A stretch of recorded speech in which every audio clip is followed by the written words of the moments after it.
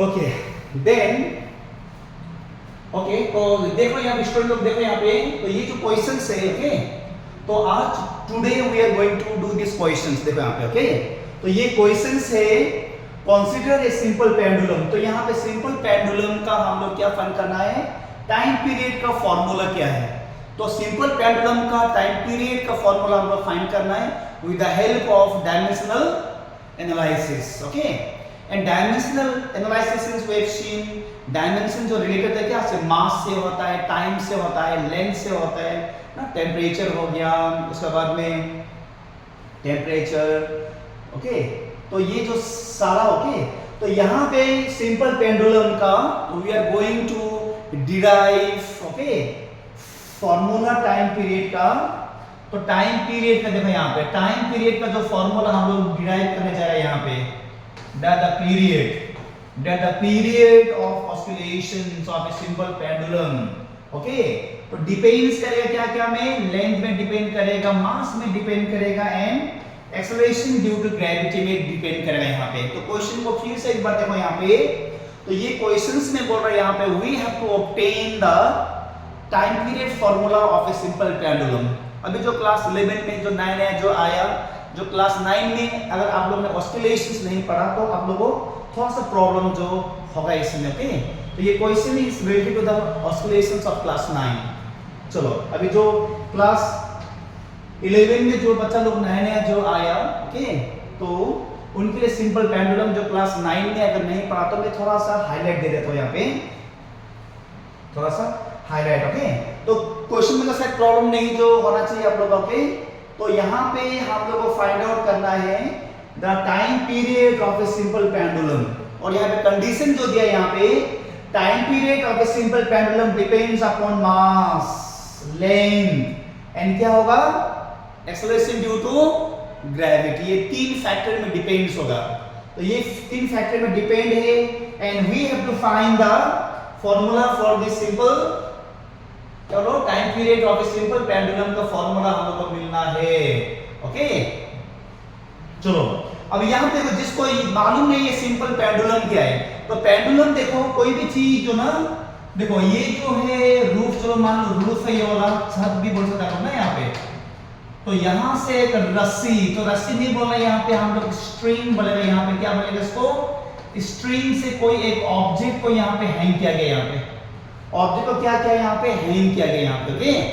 तो यहाँ पे जब हम फोर्स देगा तो ये पेंडुलम यहाँ जाएगा फिर इसका मेन पोजीशन में आएगा फिर पीछे जाएगा सबसे बेस्ट एग्जांपल है सिंपल पेंडुलम का झूला जो होता है ना झूला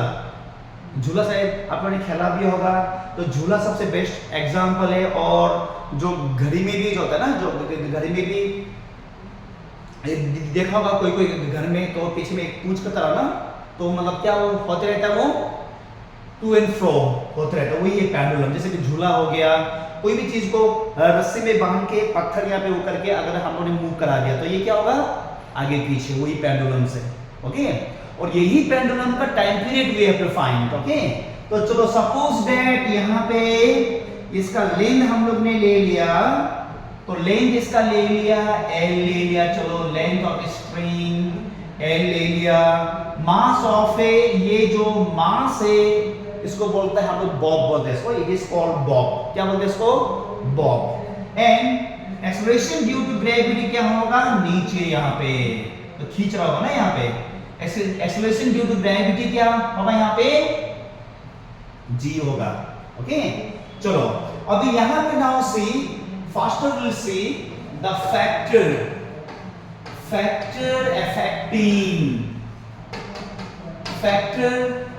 affecting time period of a simple pendulum factor affecting the time period of a simple pendulum अभी क्या होगा यहाँ पे ओके नंबर 1 में बोला यहाँ पे time period is directly proportional to the length directly proportional to the length तो यहाँ पे क्या ले लिया पावर हम लोग ने क्या ले लिया x ले लिया सपोज x ले लिया कुछ भी पावर हो सकता है यहाँ पे स्क्वायर भी हो सकता है या ओनली लेंथ भी हो सकता है या क्यूब भी हो सकता है ओके पावर x ले लिया again the time period is dependent on the क्या होगा बोलो मास, यहाँ पे y ले लिया, ओके। उसके बाद में again the time period is directly proportional to the home acceleration due to gravity, तो इसको क्या ले लिया, इसको पावर z ले लिया। देखो यहाँ पे time period of a simple pendulum depend हो रहा है l टू l लेंथ में, तो पावर x ले लिया। फिर time period depends upon the mass of a bob जो झूल रहा होगा, तो यहाँ पे क्या होगा, पावर y होगा। And t again the time period depends upon the acceleration due to gravity. तो ये तीनों को जो कंबाइन करने के बाद में after combining this three equation we get l to the power x, m to the power y और g to the power z। तो length, mass and acceleration due to gravity. ठीक है, क्लियर? चलो ठीक है, देन आगे move करेगा। देखो डायरेक्टली प्रोपोर्शनल हम लोग मूव कर लेगा, क्या से, k से मूव कर ले। क्या से मूव कर लिया, k से l to the power x, m to the power y, g to the power z। उसके बाद में क्या लिया, इसको ले लिया equation number 1 we have taken. उसके बाद में क्या लो, तो यहाँ पे k को ले लो 1, तो क्या हो जाएगा यहाँ पे t इज इक्वल टू, इसको मैं ऊपर में लिख देता हूँ यहाँ पे, ओके, आई राइट एट टॉप यहाँ पे। चलो अभी देखो यहाँ पे, तो अभी क्या होगा यहाँ पे सिनाओ। उसका बाद में भी यहाँ पे चलो यहाँ पे t, तो यहाँ पे k का वैल्यू हम लोग ने 1 ले लिया, then t is equal to m to the power l था पहले, l to the power x, l to the power x, okay, m to the power y, g to the power z, okay। देखो अभी यहाँ पे dimensional analysis mainly question में बोला यहाँ पे, तो ओके, ये जो क्वेश्चंस को हम लोग सॉल्व करना है, डिराइव करना है टाइम पीरियड का formula with the dimensional analysis को यूज करके, ओके। तो डायमेंशनल एनालिसिस मोस्टली क्या-क्या से रिलेटेड है, मास, लेंथ और टाइम से रिलेटेड होता है यहाँ पे। तो यहाँ पे ओनली टाइम है, यहाँ पे सिर्फ क्या है, टाइम है ओनली, तो सिर्फ टाइम है। तो यहाँ पे क्या है अभी, तो यहाँ पे ओनली टाइम है, तो यहाँ पे ओनली टाइम है, तो क्या हुआ यहाँ पे m टू द पावर 0 ले लिया, m नहीं है तो पावर 0 मतलब 1 है, कोई इफेक्ट नहीं होगा यहाँ पे। तो लेंथ भी नहीं, यहाँ पे लेंथ टू द पावर क्या ले लिया, 0 ले लिया, और यहाँ पे क्या लिया,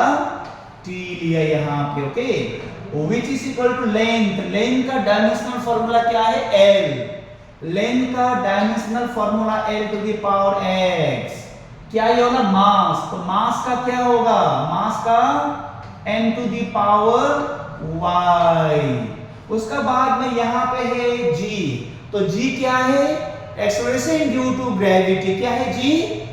एक्सेलरेशन ड्यू टू ग्रेविटी। तो acceleration due to gravity is l t to the power -2 to the power z, okay. तो लेंथ का डायमेंशनल फॉर्मूला होगा l, मास का डायमेंशनल फॉर्मूला होगा m, ओके। एक्सेलरेशन का देखो यहाँ पे एक्सेलरेशन का होगा l t to the power -2। अभी कैसा आया l t to the power -2, देखो यहाँ पे सिंस, तो यहाँ पे मैंने क्या ले लिया, नोट ले लिया। सबसे पहले डायमेंशनल फार्मूला ऑफ वेलोसिटी, तो वेलोसिटी का फार्मूला क्या था, डिस्टेंस बाय टाइम, तो डिस्टेंस का डायमेंशनल फार्मूला l होगा, टाइम का t, तो क्या होगा l t to the power -1, ये हो गया वेलोसिटी का, याद करना इसका बाद में, ओके। तो ये डायमेंशनल फार्मूला क्या का है, वेलोसिटी का है। अभी एक्सेलरेशन का फार्मूला क्या था, वेलोसिटी बाय टाइम, तो velocity l t to the power minus क्या है 1, है ना, नहीं है, बोलो। तो यहाँ पे -1 by t to the power 1 ले लो, बाय t, तो a is equal to l t to the power -1, ये +1 है, ऊपर जाने से क्या हो जाएगा, ये -1, a is equal to l t to the power -2। इसलिए एक्सेलरेशन का डायमेंशनल फार्मूला हमने यहाँ पे यूज किया। अभी समझ में आया क्या है, एक्सेलरेशन का डायमेंशनल फार्मूला भूलना नहीं है, l t to the power 2। चलो नोट कर लो।